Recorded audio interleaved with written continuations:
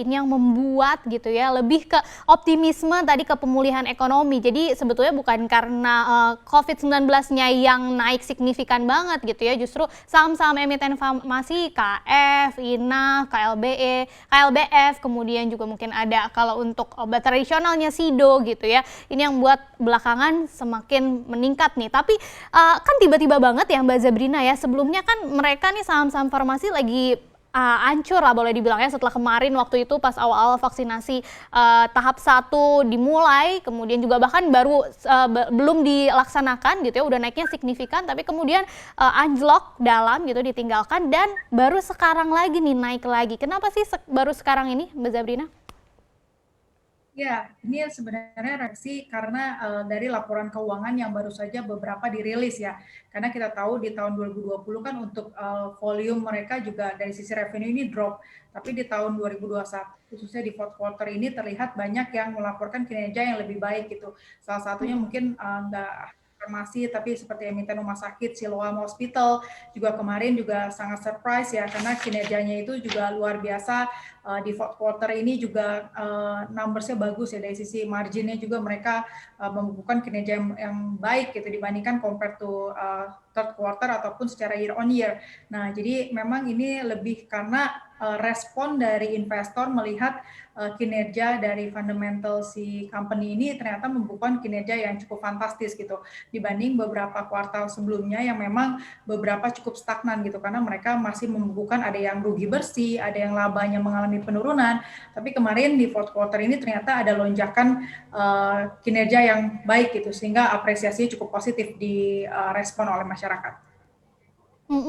Kalau kita lebih spesifik lagi ke saham farmasi, Mbak Zabrina, dari beberapa saham farmasi yang menguatnya signifikan belakangan ini, sebetulnya itu kalau awal kan kita sering sebut itu karena spekulasi aja gitu ya, karena vaksinasinya belum mulai. Kalau sekarang ini apakah ada kecenderungan ke spekulasi aja atau justru ada peluang bisa lebih menguat dalam jangka menengah atau jangka panjang?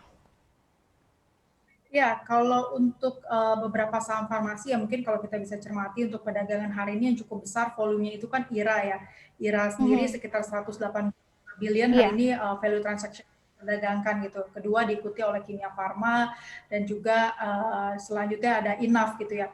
Nah, kalau kita lihat untuk dari IRA sendiri memang ekspektasinya mereka manajemen memiliki target yang cukup sesuai ya sejalan dengan apa yang mereka perkirakan gitu bahwa manajemen memperkirakan volume penjualan dari antigen tes ini kisaran 5 sampai 10 juta gitu. Sejak Januari Februari ini sudah terrealisasi sekitar 1,8 juta unit. Artinya mungkin ini akan sesuai dengan target manajemen. Nah, kalau untuk Kimia Farma kita tahu ini adanya profit turnaround di tahun 2020 itu 2019 gitu. Jadi memang ini ada hal-hal positif memang yang Oke. terlihat sehingga tadinya sahamnya memang cukup stagnan. Tadi Mbak Eksis juga sampaikan dari sisi harga yang terbilang bisa dikatakan cukup ditinggalkan lah ya untuk Iya. beberapa waktu lalu gitu. Untuk saham farmasi, tapi beberapa waktu ini bisa dibilang selama sepekan ini cukup mengalami lonjakan yang luar biasa gitu. Ini kayaknya lebih karena diapresiasi karena kinerja mereka yang cukup baik dan Oke. juga juga bahwa industri farmasi ini kemungkinan di 2021 ini harapannya akan tumbuh double digit gitu. Jadi ya Oke. harusnya ini akan memiliki positif impact juga untuk saham-saham berbasis farmasi.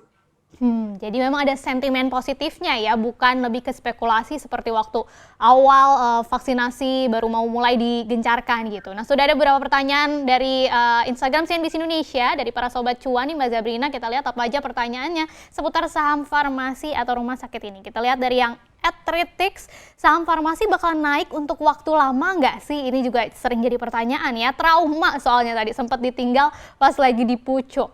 Oke, karena memang waktu dulu itu kenaikannya signifikan sehingga menggoda sekali untuk dibeli gitu ya. Kemudian pertanyaan kedua dari @Hasanuddin Zulkifli, bosan nih sama saham gorengan, saham farmasi ini termasuk gorengan juga nggak? Kayaknya punya trauma yang sama tadi ya dengan Mas Ritix. Kemudian dari pertanyaan ketiga @Novebri Rusma, asing masih minat saham farmasi domestik nggak sih? Oke, kita bahas satu-satu, ini semuanya ke farmasi. Mbak Zabrina, yang pertama tadi itu jadi pertanyaan banyak orang juga ya, kira-kira ini cuma sesaat aja atau bisa bertahan jangka menengah atau bahkan sampai jangka panjang atau gimana nih? Karena banyak juga yang kemarin mungkin berharapnya gitu ya bisa sampai ya minimal jangka menengah tapi ternyata singkat gitu. Walaupun singkat tapi naiknya sangat signifikan ya, tapi banyak juga yang beli di pucuk akhirnya udah nangis tuh kayak tadi retake. Gimana Mbak Zabrina? Iya, sekali lagi ya untuk pembelian saham di pucuk memang mungkin yang di apa ya menjadi trauma mungkin bukan hanya saham farmasi ya, sebenarnya beberapa Iya, saham lainnya juga mungkin kalau beli di pucuk pasti akan timbul hal yang sama gitu karena pembeliannya kan sudah di harga yang sangat cukup tinggi gitu. Nah, untuk yang bisa dicermati memang saham farmasi ini kan kita bisa pilih-pilih ya saham mana yang mungkin masih terbilang secara harga ini masih layak untuk kita beli gitu ya karena dari oke. secara teknikal lagi apakah harga ini tuh sudah layak untuk kita entry atau enggak gitu karena kita Mm-mm. tahu ketika satu saham mungkin let's say kalau kita mention seperti IRA hari ini juga mengalami kenaikan yang cukup besar diikuti dengan volume yang cukup besar juga ya sebaiknya untuk yang sudah memiliki ya boleh di hold karena kan ini masih karena adanya euforia dari kinerja dari si company sendiri gitu tapi kalau yang Mhm. belum punya mungkin bisa untuk bisa diperhatikan support-support dari IRA sendiri gitu. Jangan Oke. juga terlalu apa ya terlalu greedy lah ya untuk bisa langsung ambil saat ini gitu. Sementara mungkin kan potensi koreksi masih ada karena kita tahu Mm-mm. mungkin tadi Mbak juga sampaikan IHSG kita kan juga cukup belakangan ini sideways kan. Jadi Iya. ketika nanti ada momen koreksi justru hal tersebut yang bisa dimanfaatkan gitu.